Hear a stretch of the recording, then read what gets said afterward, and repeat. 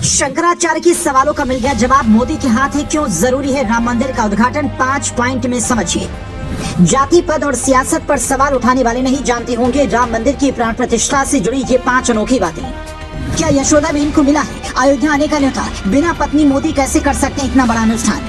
सनातन धर्म के सर्वोच्च गुरु शंकराचार्य इस बात पर सवाल उठा रहे हैं कि मोदी को अभी राम मंदिर का उद्घाटन नहीं करना चाहिए क्योंकि मंदिर निर्माण अभी अधूरा है। कई लोग कह रहे हैं कि मोदी के हाथों उद्घाटन ही नहीं होना चाहिए। तो सवाल है कि मोदी नहीं तो कौन? क्या कोई साधु संत या फिर कोई और ब्राह्मण नेता, ताकि ब्राह्मणवाद कायम रहे। अगर तथ्यों के आधार पर कोई पूछे तो आप भी कहेंगे कि मोदी को ही उद्घाटन करना चाहिए। वो क्यों? हम आपको 5 पॉइंट में समझाते हैं। फिर ये भी बताते हैं कि क्या यशोदाबेन भी अयोध्या आएंगी, क्योंकि भगवान राम ने भी जब यज्ञ किया था और माता सीता नहीं थी तो उनकी मूर्ति सोने की बनाई गई थी। जो लोग मोदी के हाथों उद्घाटन नहीं चाहते हैं उनके 2 ही तर्क हैं कि मोदी ब्राह्मण नहीं है और बड़े पद पर है, इसलिए सारे अनुष्ठान सही से नहीं कर पाएंगे। पर ये 5 पॉइंट आपकी भी आंखें खोल देंगे। पहला, वेदों में लिखा है कि जो भी व्यक्ति बड़ा अनुष्ठान करे, चाहे वो यज्ञ हो या फिर विग्रह की प्राण प्रतिष्ठा, उसे यम नियम का पालन करना होगा। मोदी ऐसा कर रही हैं, इसीलिए उनके हाथों उद्घाटन से कोई दिक्कत नहीं है। दूसरा, जाति व्यवस्था भगवान की बनाई हुई नहीं है, वरना शबरी का जूठा बेर भगवान राम क्यों खाते? तो जो लोग ये कह रहे हैं कि ब्राह्मण को ही करना चाहिए, वो गलत है। व्यक्ति कर्मों से महान बनता है, जाति से नहीं। तीसरा,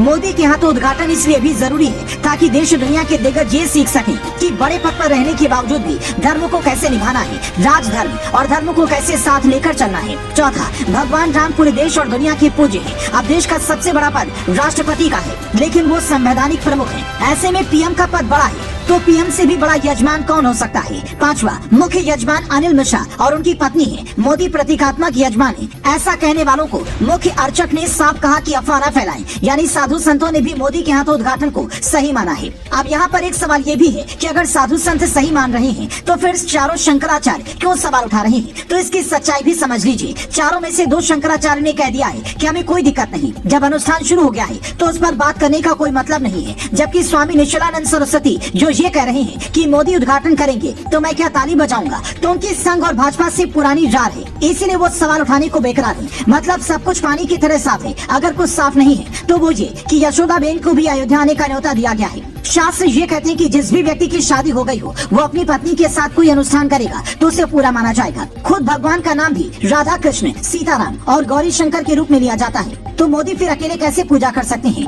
जब हमने इसको लेकर जानकारी जुटानी चाहिए तो इसका जवाब हमें पीएम मोदी के भाई के बयान से मिला। जब मोदी 2014 में प्रधानमंत्री बने थे तब सोमा मोदी ने कहा था, नरेंद्र मोदी ने सांसारिक भोग विलास को छोड़कर गृह त्याग कर रखा है। परिवार की करबद्ध प्रार्थना है कि मोदी की आज से बचपन की 40 से 50 साल पहले की घटना का आज उनकी प्रतिष्ठा के आधार पर मूल्यांकन न किया जाए। 40 से 50 साल परिवार बहुत ही गरीब था। हम लोग रूढ़िवादी बंधनों में चलने वाले परिवार के संतान हैं। यानी भले पीएम मोदी के चुनावी हलफनामे में खुद को शादीशुदा बताया, पर गृह त्याग देने के बाद उनकी गिनती एक सन्यासी के तौर पर ही होगी। जैसे पुराने जमाने के सन्यासी ब्राह्मण राजमहलों में रहते थे फिर भी सन्यासी थे, ठीक वैसे ही कई लोग कहते हैं कि मोदी भी करते हैं। इसीलिए पीएम आवास में भी वो लकड़ी की चौकी पर सिर्फ एक कंबल बिछाकर सो रहे हैं, फलाहार का सेवन कर रहे हैं ताकि अनुष्ठान में कोई कमी न रह जाए। बावजूद इसके अगर किसी को लगता है कि मोदी को उद्घाटन नहीं करना चाहिए तो उससे ये जरूर पूछिए कि फिर किसे करना चाहिए। साथ ही में अगर कोई कहे कि पीएम मोदी के हाथों उद्घाटन क्यों होना चाहिए तो आप उसे ये वीडियो दिखा देना और कमेंट कर अपनी राय जरूर देना।